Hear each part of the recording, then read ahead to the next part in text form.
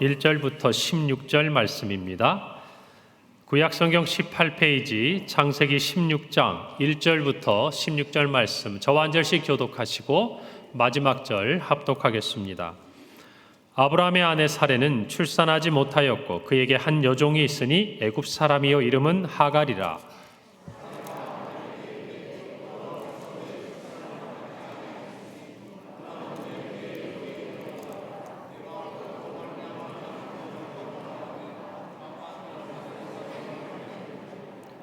아브라함의 아내 사레가 그 여종 애굽 사람 하갈을 데려다가 그 남편 아브라함에게 첩으로 준 때는 아브라함이 가나안 땅에 거주한 지 10년 후였더라.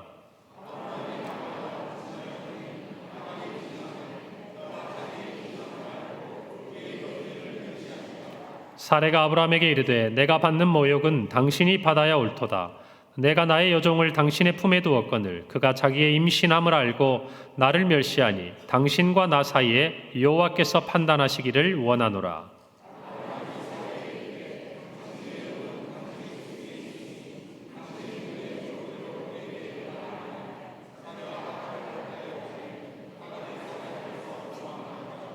여호와의 사자가 광야의 샘물 곁 곧 술길 샘 곁에서 그를 만나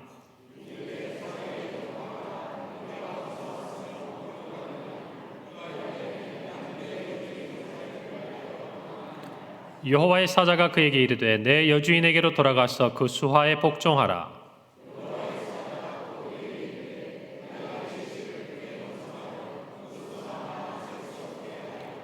여호와의 사자가 또 그에게 이르되 내가 임신하였은즉 아들을 낳으리니 그 이름을 이스마엘이라 하라. 이는 여호와께서 내 고통을 들으셨음이니라.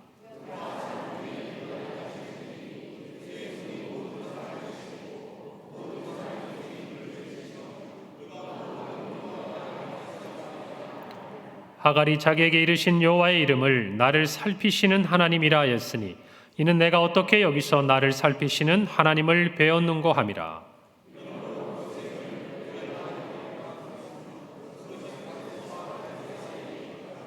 하갈이 아브라함의 아들을 낳음에 아브라함이 하갈이 낳은 그 아들을 이름하여 이스마엘이라 하였더라. 함께 읽습니다. 하갈이 아브라함에게 이스마엘을 낳았을 때에 아브라함이 86세였더라. 아멘. 할렐루야. 한 주간이라고 인사하기에는 얼마 전에 뵙고 또 보는 것 같아서 반갑고 너무 좋습니다. 여러분 붕해를 통해서 하나님의 날개 아래가 하는 기쁨을 맛보셨죠? 오늘 우리가 그때 함께 나누었던 인사를 한번 다시 해볼까요? 보아스가 보리를 추수하는 그 밭에서 만난 보리를 베는 사람들에게 이렇게 인사합니다. 하나님께서 당신과 함께 하시기를 바랍니다. 그럴 때 그 보리를 뱉던 사람들이 뭐라고 인사를 했죠? 하나님께서 당신에게 복 주시기를 원합니다. 이렇게 인사했던 거 기억나십니까? 자, 우리 좌우분들에게 인사하면서 눈이 마주치고 먼저 입이 떨어지는 사람부터 인사하는 거예요. 자, 먼저는 하나님이 당신과 함께 하시기를 원합니다. 그러면 들으신 분이 기다렸다가 바로 하나님께서 당신에게 복 주시기를 원합니다. 한 번만 하지 말고 좌우로 양쪽으로 같이 하세요. 자, 시작.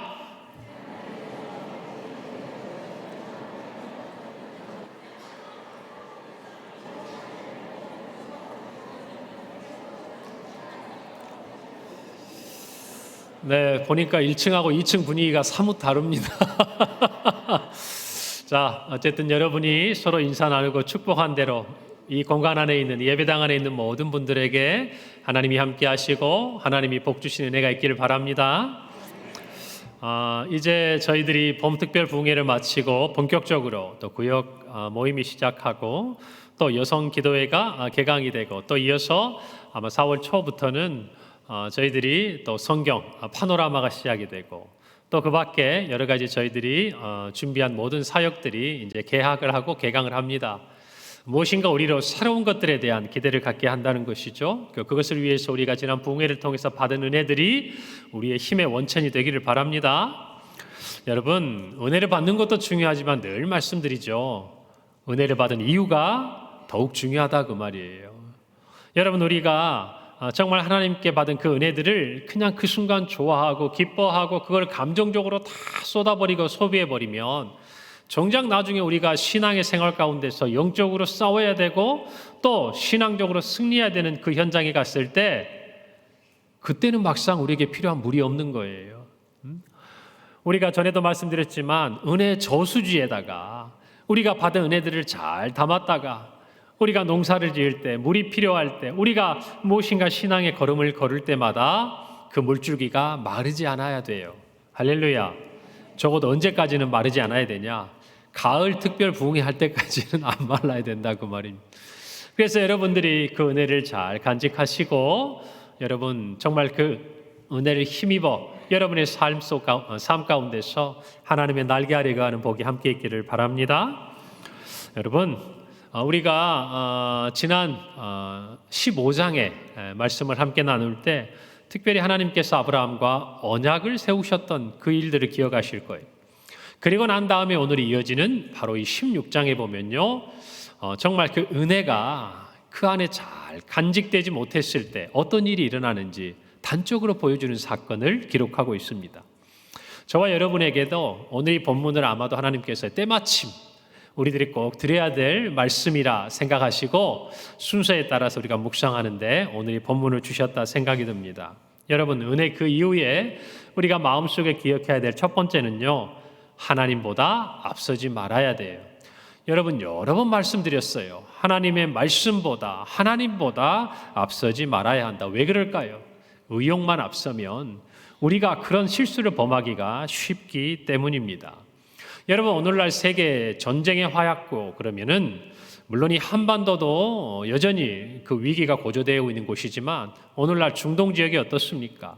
늘 언제나 평화에 있어서의 문제거리였죠. 특별히 그 중심에는 두 나라가 있고 민족이 있어요. 하나는 이스라엘, 그리고 하나는 아랍이라고 일컫는 이 사람들 사이에, 이 국가들 사이에 분쟁이 오늘도 끊임없이 일어나고 있지 않습니까? 그것 때문에 정말 그 무역로, 해상로가 막히기도 하고, 여러분 오늘도 정말 실시간으로 그런 일들이 벌어지고 있는 땅이 아닙니까?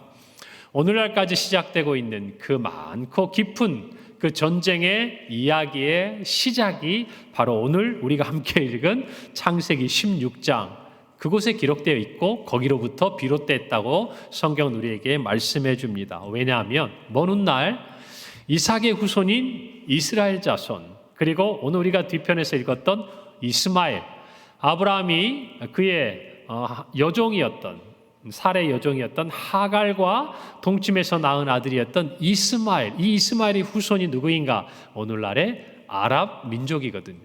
그러니까 여러분 이 오늘날 이스라엘과 아랍 사이에 그 오랫동안 뿌리 깊은 전쟁과 반목의 이야기는 안타깝게도 믿음의 조상이라고 우리가 생각하는 아브라함의 가정에서 그 씨앗이 잉태된 거예요. 여러분 이것도 아이러니하지 않습니까? 여러분 15장에서 아브라함은 하나님과 언약을 체결합니다. 횃불 언약을 통해서 쪼개진 고기 사이로 하나님만 지나가셨어요. 그리고 하나님께서는 아브라함에게 자손과 이 땅에 대한 하나님의 약속을 언약하셨어요. 그리고 아브라함이 얼마나 마음에 기쁨이 있었겠습니까? 얼마나 하나님의 언약을 체결한 이후에 마음에 확신이 있었겠냐 그 말이에요. 마치 우리가 부흥회를 마친 다음에 하나님의 은혜를 받으면 여러분 못할 게 없이 느껴지지 않습니까? 두려웠던 모든 두려움이 사라지고 이제는 정말 하나님 은혜 가운데 내가 무엇이든지 믿음으로 이길 것 같은 우리 마음속에 용기와 확신이 찾아오지 않습니까? 저만 그런가 봅니다. 저만 그런가 봐요. 여러분들 모두도 그와 같은 마음일 거라고 생각을 해요. 자, 그런데 오늘 본문을 보니까요, 그런 시간 속에 있을 것 같던 아브라함에게 그러한 이야기와는 전혀 동떨어진, 정말 우리가 생각할 때 어떻게 이런 행동을 했을까 싶은 일들이 일어나요. 그 문제의 발단은 아브라함의 아내였던 사레로부터 시작이 됩니다. 오늘 2절 한번 보겠습니다. 사레가 아브라함에게 이르되 여호와께서 내 출산을 허락하지 아니하셨으니 원하건대 내 여종에게 들어가라. 내가 혹 그로 말미암아 자녀를 얻을까 하노라 하매 아브라함이 사레의 말을 들으니라. 여러분 우리나라에도 예전에 이렇게 대를 이어가지 못하는 그런 가문들에서 대를 잇기 위해서 정 부인이 아닌 첩이나 다른 여인을 들이거나 또는 몸종들을 통해서 또 자손들을 이렇게 이어갔던 이야기들이 우리 역사에도 거슬러 올라가며 있었기 때문에 오늘 사례가 하는 말이 어떤 말인지 우리는 굳이 설명을 하지 않아도 쉽게 이해가 할 수 있을 거예요. 당시 아브라함에게는 아들이 없었고 또 그 당시에 모든 관례 또 관습상 이와 같은 일들은 그리 찾아보기 어렵지 않은 그냥 사람들에게 쉽게 이해가 될 만한 일들이었습니다.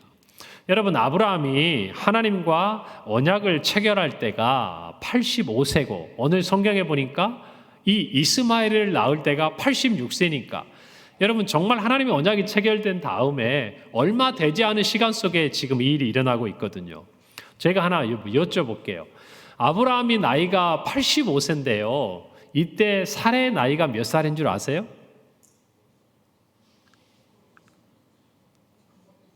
알 듯 모를 듯 조금만 지나면 성경이 가르쳐 주는데 저는 먼저 찾아봤으니까 알려드릴게요. 창세기 17장 17절에 이렇게 기록되어 있습니다. 아브라함이 엎드려 웃으며 마음속으로 이르되 100세 된 사람이 어찌 자식을 낳을까? 사라는 몇 세니? 90세니. 지금 아브라함이 몇 세라고요? 100세. 근데 사라는 몇 세? 90세. 그러니까 아브라함과 사라의 나이 차이가 몇 살이에요? 10살 차이인 거예요. 자, 그러면 아브라함이 85세 때니까 사라의 나이는 몇 살인 거예요? 75세가 되는 거죠. 자, 아브라함도 나이가 많지만요, 여자의 나이로 75세, 자녀를 잉태하기가 굉장히 어려운 상황인 것이에요. 그것을 사례는 너무나 잘 알았어요. 여러분, 그래서 정말 사례는 남편에게 자기의 여종인 하가를 주어서 후사를 잇게 하는 것입니다. 그렇다면 사례는 아브라함에게 주신 큰 민족을 너를 통해 이루겠다는 그 약속을 믿지 못하고 있는 것일까? 아니요. 오히려 그렇게 볼 근거는 약합니다. 오히려 사례는요, 하나님의 약속을 믿었을 거예요. 왜냐하면 아브라함이 분명히 하나님과 언약을 체결하고 그 이야기를 자기만 알고 있었겠어요? 자기 아내와도 이야기를 했겠죠. 그런데 점점 나이가 들어가는 남편의 상황, 그보다 먼저 자기의 몸으로 느끼는 이 75세라는 나이에 아이를 낳기 어렵다는 이 현실 앞에서 사례가 선택한 것은요, 하나님의 약속을 믿지만 자신의 방법으로 그 약속을 이루고자 했던 거예요. 다시 한번 잘 들으세요. 하나님의 약속을 믿어요. 그 언약을 들었어요. 그런데 주변의 환경이 기다리지 못하게 하는 그런 환경으로 다가오니까 하나님이 주신 그 약속을 누구의 방법으로? 자기의 방법으로 이루고자 했던 거예요. 여러분, 하나님이 이루시는 일을 기다리지 못하여 자기 생각대로 하는 경우가 많아요.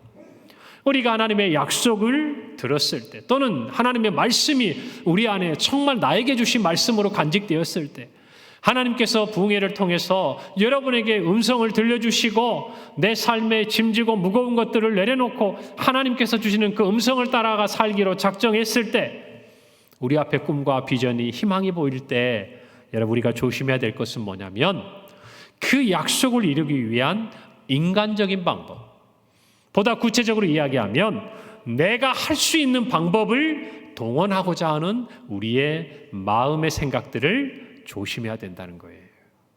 할렐루야. 믿는 거예요. 안 믿는 게 아니에요. 하나님의 약속을 믿어요. 그런데 그 약속을 어떤 방법으로? 자기의 방법으로 이루고자 할 때 하나님의 언약과는 다른 방향으로 가고 마는 것이에요. 여러분, 오늘 2절에 사례는 이렇게 말합니다. 사례가 아브라함에게 이르되 누가 내 출산을 허락하지 아니하였다? 여호와께서. 자, 허락하지 아니하였다라는 이 말의 원어의 원어적인 의미는, 좀 직접적인 의미는 뭐냐면 막았다라는 뜻이에요. 그러니까 사례가 생각하기에 자기가 아이를 낳지 못하는 것은 누가 막은 거예요? 하나님이 막은 거예요. 자기 입술로 그렇게 고백했으면, 자, 제가 우리 성도님께 여쭤보겠습니다. 하나님이 막은 것을 열 자가 있습니까? 하나님이 허락하지 않는 것을 허락할 수 있는 존재가 있습니까? 없지요. 자, 그러면 하나님이 막은 것은 누구만이 열 수 있어요? 하나님만이 열 수 있는 거죠. 그것을 사람의 방법으로 열려고 하면 열리겠습니까? 안 열리겠습니까? 안 열리는 거예요. 저와 여러분이 이 간단한 진리를 깨달아야 돼요. 그러면 우리가 정말 그것을 열고 싶다면 어떤 방법이 가장 우리에게 효과적이고 실제로 우리가 원하는 것을 가져다 줄 수 있겠습니까? 그럼요. 내 방법을 가지고 나아가는 것이 아니라 하나님이 그것을 열어주시도록 누구의 마음을 움직여야 되는 거예요? 그럼요. 하나님의 마음을 움직이는 거예요. 그것이 우리에게 있어서 가장 시급하고도 가장 효과적인 방법이에요. 여러분, 그러니까 아이가 없었던 사무엘의 어머니 한나가 어떻게 합니까? 하나님 앞에 나와서 울잖아요. 하나님 앞에 부르짖잖아요. 마음의 슬픈 것들을 다 토해놓잖아요. 누구 앞에서요? 하나님 앞에서. 여러분, 저와 여러분이 하나님의 약속을 받았다면 여러분이 할 수 있는 방법을 찾지 말고 하나님이 여러분이 할 수 있는 그 은혜를 구하고 무릎을 꿇기를 바랍니다. 여러분, 그것이 우리에게 가장 중요한 부분. 그런데 약속은 선명한데 현실은 무엇인가 희미하고 가능할 것 같지 않을 때 우리가 빠지기 쉬운 게 바로 자기의 방법, 자기가 할 수 있는 일들을 동원한다, 그 말이에요. 여러분, 이와 같은 유혹으로부터 여러분 자신을 지키기를 바랍니다. 하나님의 약속은 인간적인 관점에서 해석해서는 안 돼요. 하나님이 약속하셨으면 하나님이 이루십니다. 아멘입니까? 하나님이 이루신 그것을 우리가 기대하면서 자신의 한계를 볼 것이 아니라 모든 것을 이루시는 하나님의 능력을 봐야 되는 것을 마음속에 간직하시고 여러분의 마음에 하나님이 열어주시기를 원하는 여러분의 삶의 자리가 있거든 하나님 앞에 가까이 나아가시기를 바랍니다. 두 번째, 여러분이 은혜를 받았으면, 여러분이 하나님의 음성을 들었으면, 여러분이 하나님께서 주시고자 하는 약속에 대한 확신이 있으면 영적인 책임감을 가져야 합니다. 뭘 가져야 한다고요? 영적인 책임감. 여러분, 사례 말을 아브라함이 잘 들었습니다. 이런 건 잘 들어요. 그렇죠? 잘 듣고 모든 것이 사례가 계획한 대로 술술 풀려가는 것 같아요. 하갈이 아기를 갖게 됩니다. 그런데 모든 것이 자기 뜻대로 되어가는 것 같은 사례에게 예상치 못한 일이 일어나요. 어떤 일이 일어납니까? 자기가 임신한 것을 알고 종이었던 하갈이 오히려 주인이었던 이 사례를 멸시하기 시작해요. 여러분, 종과 주인 어떻게 비교해 볼 수 없는 대상 아닙니까? 그런데 무엇을 하여금 하갈이 여주인을 멸시하게 만듭니까? 자기의 태중에 있는 아기. 이 아기가 어떤 의미인 줄 알았어요. 아브라함에겐 자식이 없지 않습니까? 그러면 이 아기는 장차 아브라함의 모든 것을 이어받을 자녀가 되는 거예요. 그러니 여러분, 자기도 모르는 사이에, 처음부터 그렇게 했어요. 자기도 모르는 사이에. 그리고 여러분, 아브라함과 사레가 임신한 것을 안 다음에 얼마나 잘해줬겠습니까? 아브라함은 아브라함대로, 사레는 사레대로 자기가 자녀를 얻을 욕심에, 사레는 그 아이가 자기의 양자로 드리는 아들이 될 거로 생각하지 않았겠어요? 그러니 얼마나 잘해줬겠어요? 그런 대우를 받다 보니까 자기가 누군지를 잊어버린 거죠. 그리고 주인을 멸시하기 시작합니다. 그럴 때 사레가 마음속에 분노가 일어나는 거예요. 당연하지 않습니까? 그리고 5절에 그 분노를 아브라함에게 표출합니다. 이렇게 말해요. 사레가 아브라함에게 이르되 내가 받는 모욕은 누가 받아야 옳다? 당신이 받아야 옳다. 아브라함 남편, 당신이 받아야 옳다. 내가 나의 여종을 당신의 품에 두었거늘 그가 자기의 임신함을 알고 나를 멸시하니 당신과 나 사이에 여호와께서 판단하시기를 원하노라. 지금 사레의 마음이 어때요? 너무 억울한 거예요. 남편의 처사가 마땅하지 않은 거예요. 하갈이 자기를 멸시하는데도 아브라함이 무엇인가 이 상황을 개선시켜주지 않는 거예요. 그러니까 마음에 분노와 섭섭함이 일어나는 것이죠. 그 모든 화살이 아브라함에게 갑자기 향하게 되는 거예요. 여러분, 아브라함이 이런 비난을 받을 만합니까? 억울합니까? 여러분, 마음속의 생각은 다를 수 있어요? 아니, 아브라함은 아내가 시킨 대로 한 것밖에 없잖아요. 맞아요? 아니요? 아브라함은 비난받아 마땅합니다. 저도 남자지만 이런 건 좀 마음에 안 들어요. 여러분, 사레가 자기의 여종 하갈을 아브라함에게 줄 때는 자기만을 위해서였겠어요? 어쩌면 자기보다 누구를 더 위해서였을까? 아브라함을 위해서죠. 아브라함을 위해서. 왜요? 아브라함에게는 자식이 너무나 필요하다는 것을 누구보다 잘 알고 있었고, 자기가 여종을 통해서 자녀를 얻는 것이 여러분 여자의 마음에서 그게 그렇게 좋은 일이었겠어요? 그럼에도 불구하고 아브라함을 위해서, 또 아브라함과 자신을 위해서 그녀는 이런 선택을 했던 거예요. 그리고 아브라함은 그 말에 동의했습니다. 사라의 말을 들었어요. 그런데 그 일로 인해서 일어난 일에 대해서의 모든 피해는 지금 누구만 지고 있는 거예요? 사라만 지고 있는 거예요. 여러분, 아브라함을 보면요, 조금 남자답지 못해요. 결정적인 순간마다 자기와 사라를 분리해요. 무슨 말이냐면 애굽에 갈 때도 자기의 목숨이 혹시라도 애굽 땅에서 위협을 받을 만하니까 자기 아내가 예쁜 것을 놓고 어떻게 행동을 합니까? 그렇죠. 자기 아내가 아니라 누이라고 거짓말했다가 하마터면 자기 아내를 뺏길 뻔합니다. 여러분, 지금은 기록되지 않지만 이 이후에요, 아브라함이 그랄 땅에 거주할 때 그랄 왕 아비멜렉에게도 똑같이 자기 아내를 누이라고 소개합니다. 무슨 얘기예요? 뭔가 자기에게 위험하고 자기가 좀 불리하고 어려운 상황에 처할 것 같으며 자기와 아내를 나누어서 생각해요. 누구를 먼저 보호하는 거예요? 말은 당신도 보호하고 나는 보호한다고 하지 마. 결국 누구를 위한 거예요? 자기를 위한 거예요. 이 중에는 그런 남편이 한 분도 없는 줄 믿습니다. 이 웃음의 의미가 뭘까요? 여러분, 아브라함은 어쩌면요, 사레가 하나님이 자기에게 주신 그 축복에 함께 있다고 생각 안 했을지 모르겠어요. 여러분, 어쩌면 사레도 아브라함도 오해하고 있는지 몰라요. 여러분, 아브라함이 자식이 없다면서 하나님 앞에, 하나님, 내 후사는 여기 있는 종 다메섹 사람 엘리에셀 뿐밖에 나에겐 후사가 없습니다 라고 창세기 15장에 이야기할 때 하나님은 정확히 이렇게 이야기하셨어요. 15장 4절이에요. 여호와의 말씀이 그에게 임하여 이르시되 그 사람이 내 상속자가 아니라 누가 내 상속자가 되리라? 자, 이것을 어떻게 해석하냐에 달라요.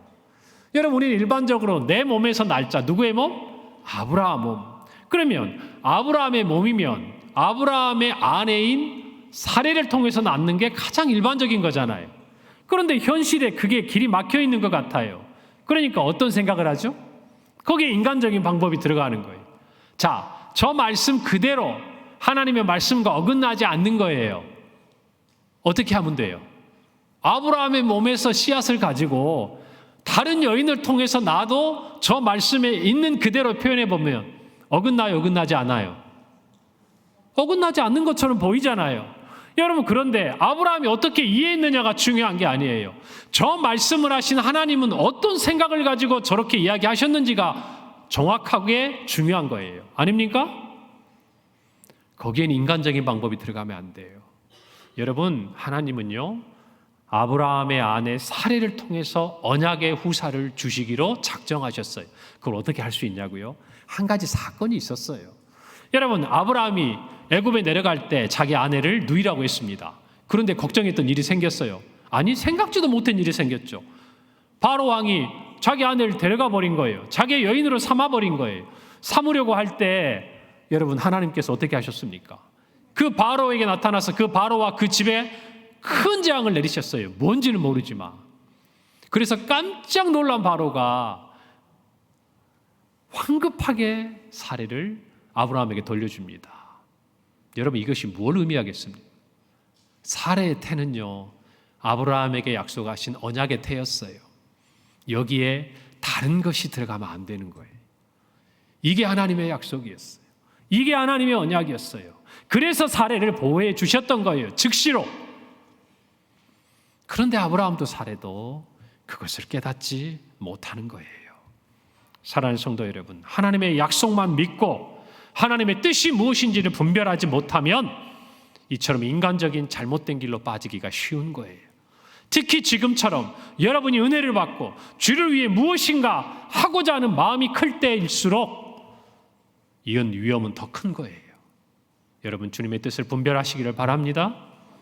사도 바울은 에베소 교회에 편지하면서 그러므로 어리석은 자가 되지 말고 오직 주의 뜻이 무엇인가 이해하고 분별하라고 이야기하는, 오늘 저와 여러분이 받은 은혜를 통해서 하나님의 뜻을 이해하고 분별하는 은혜가 있기를 간절히 바랍니다.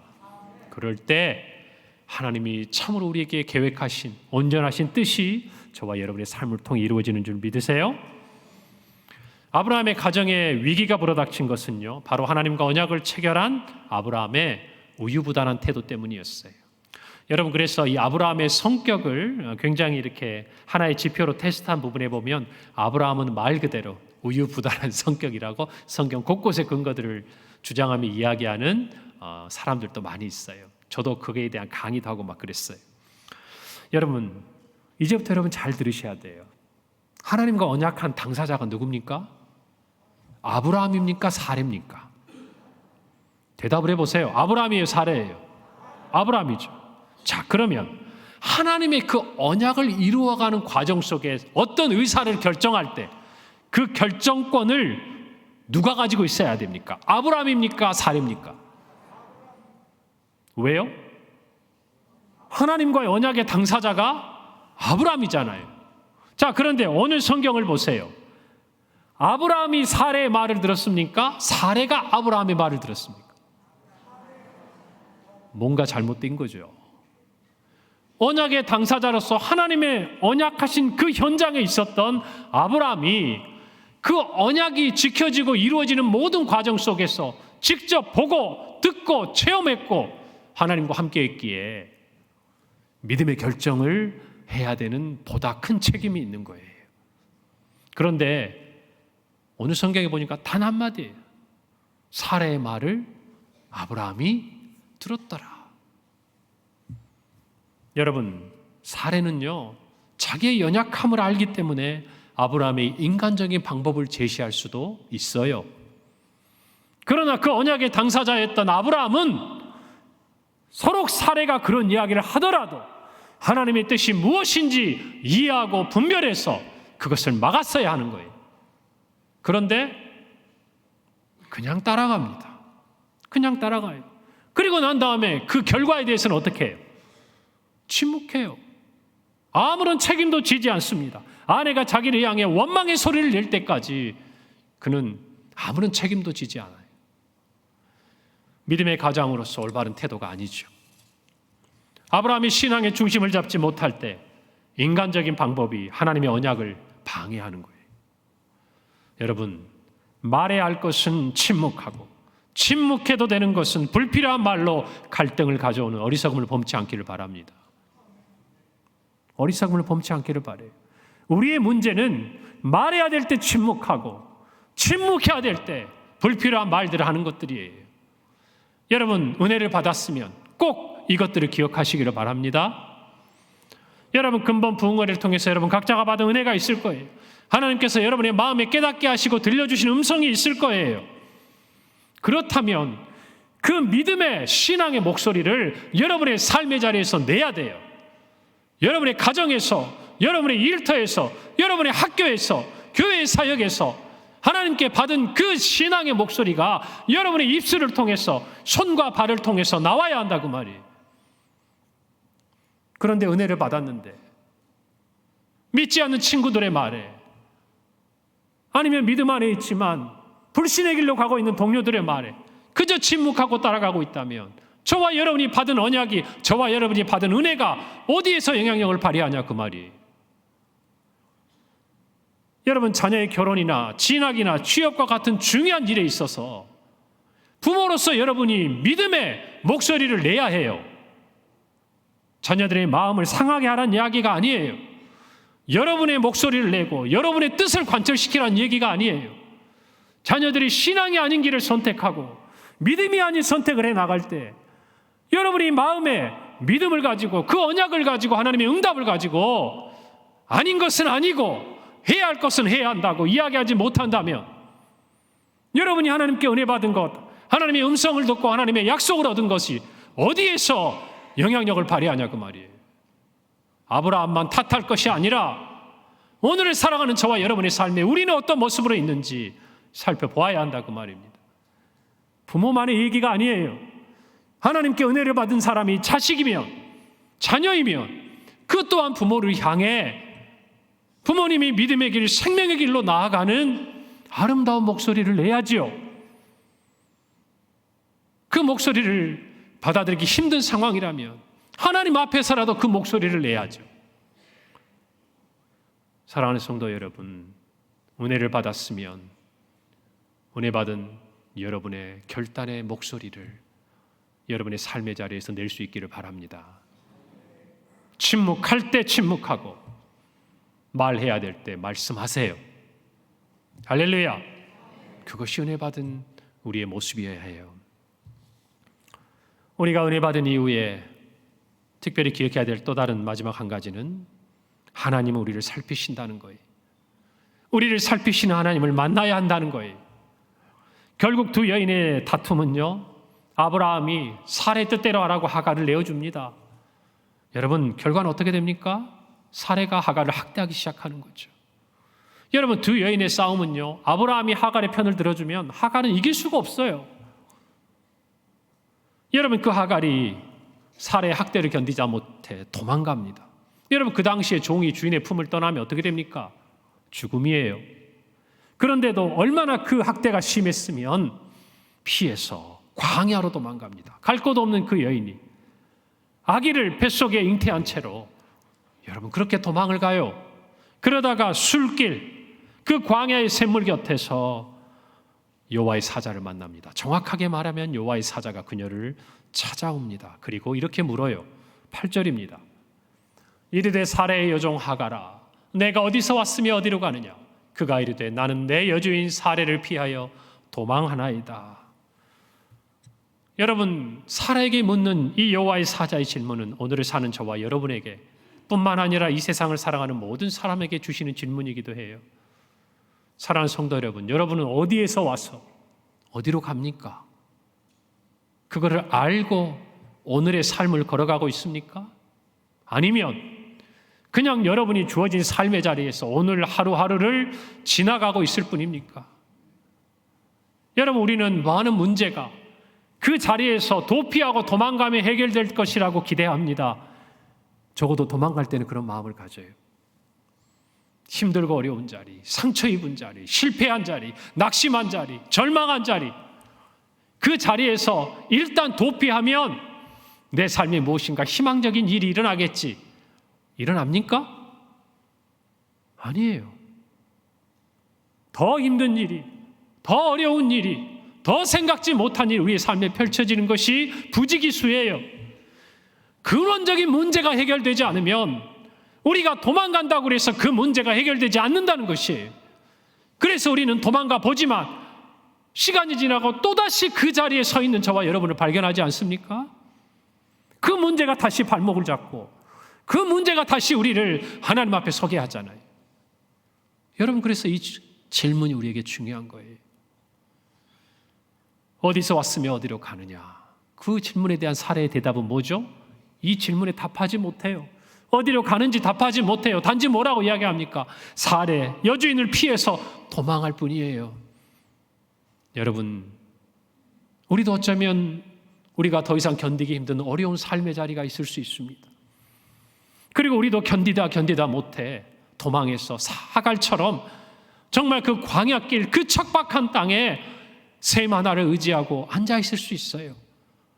여러분, 그곳에서 여러분을 살피시는 하나님을 만나는 은혜가 있기를 간절히 바랍니다.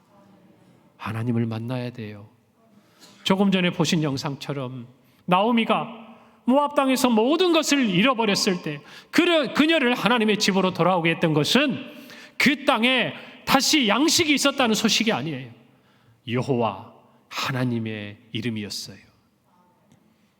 여러분도 마찬가지예요. 여러분이 하나님의 날개하게 거하기를 원하고 그 걸음을 떼기를 원한다면, 여러분이 도피하고 도망간 그 자리에서 어떠한 소망도 발견하지 못하고 여러분의 앞날에 어디로 가야 할지 막막한 삶 가운데 서 계신다면 여러분을 찾아오시는 하나님의 음성을 듣기를 바랍니다.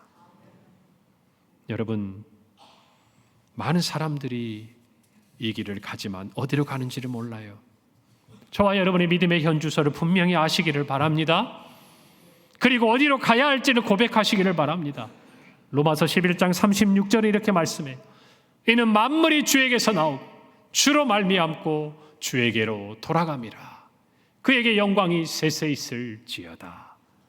사랑하는 성도 여러분, 우리가 돌아갈 곳은요, 주님 품이에요. 하나님 품이에요. 아버지 집이에요. 거기에서만 살 수 있는 거예요. 여러분, 그런데 여호와의 사자가 여인을 찾아와서 하는 말을 들어보세요. 9절 말씀에 여주인 사레에게 돌아가서 복종하랍니다. 그것이 힘들고 어려워서, 그것이 죽을 것 같아서 여기까지 도망왔는데 다시 돌아가래요. 그리고 복종하래요. 무슨 말이에요? 복종하란 말은, 이 말과 사레가 하갈을 학대하다라는 이 두 단어는요, 동일한 어근을 가지고 있어요. 같은 데서 파생됐다 그 말이에요. 무슨 말이에요? 돌아가서 사라에게 복종하란 말은 그 학대를 견디라는 얘기예요. 이겨내라는 얘기예요. 너무나 냉정하지 않습니까? 너무나 가혹하지 않습니까? 그것 때문에 여기까지 도망왔는데 다시 돌아가랍니다. 그런데 하나님은요, 그냥 가라고 하지 않으셨어요. 이전과 다른 그 무언가를 주셨어요. 똑같은 학대를 당해도 이제는 그것을 견딜 수 있는 그녀 안에 무언가를 주셨어요. 그게 뭔지 아세요? 하나님의 약속이에요. 자녀와 자기를 향한 약속. 여러분, 오늘 10절에서 11절에 이렇게 말씀합니다. 여호와의 사자가 또 그에게 이르되 내가 내 씨를 크게 번성하여 그 수가 많아 셀 수 없게 하리라. 여호와의 사자가 또 그에게 이르되 내가 임신하였은즉 아들을 낳으리니 그 이름을 이스마엘이라 하라. 이는 여호와께서 내 고통을 들으셨음이니라.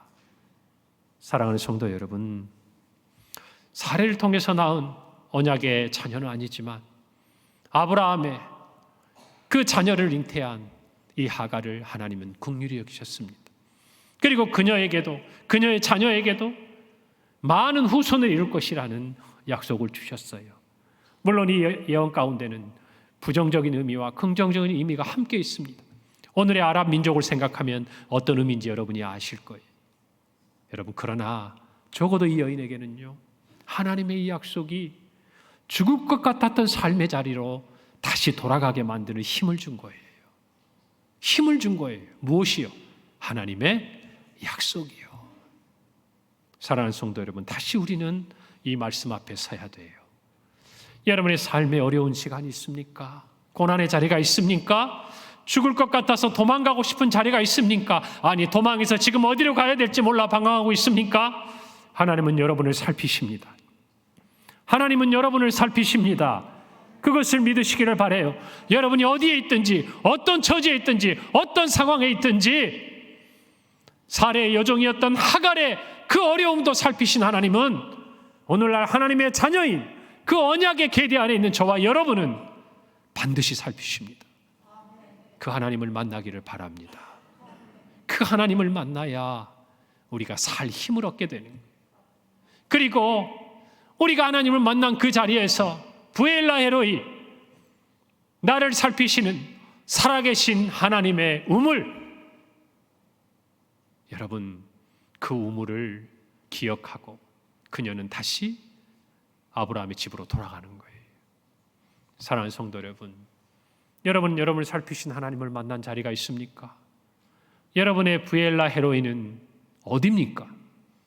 여러분이 모든 것을 포기하고 아무것도 할 수 없는 그때에 나타나셔서 정말 나 같은 죄인을 돌아보시고 살피시고 살아계셔서 나로 하여금 다시 산 소망을 주신 하나님이 찾아오신 그 인생의 삶의 자리가 여러분 부엘라 헤로이가 아니겠습니까? 여러분의 고난이 하나님의 약속의 자리로 변화되는 그 은혜를 여러분 모두가 맛보기를 간절히 바랍니다.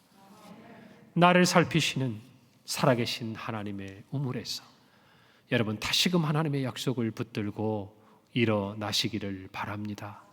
돌아가시기를 바랍니다. 견뎌내시기를 바랍니다. 여러분의 능력이 아니라 하나님의 약속이 그것들을 가능하게 하실 것입니다. 오늘 이 말씀을 붙들고 우리에게 주신 은혜를 붙들고 그리고 하나님의 약속을 붙들고 끝까지 믿음으로 승리하는 우리 모든 성도들이 되시기를 간절히 소원합니다. 기도하겠습니다. 하나님 아버지, 은혜를 감사합니다. 오늘 우리에게 은혜 이후에, 약속 이후에 무엇을 경계하고 어떻게 살아야 할지 그 길을 보여주심에 감사합니다. 우리 사랑하는 성도들, 참으로 인간적인 방법이 아닌 하나님의 뜻이 무엇인지 분별하게 도와 주옵소서. 하나님의 약속을 이루기 위해 보다 많은 영적인 책임감을 가지고 마땅히 해야 할 말을, 믿음의 결단을 행하는 우리 성도들이 되게 하여 주시고, 지금의 고난의 삶의 자리가 역전의 자리가 되고 다시 일어나는 자리가 되고 삶의 새 소망을 얻는 자리가 되는 부엘라 헤로이의 은혜를 허락하여 주시옵소서. 감사드리고 예수님의 이름으로 기도합니다. 아멘.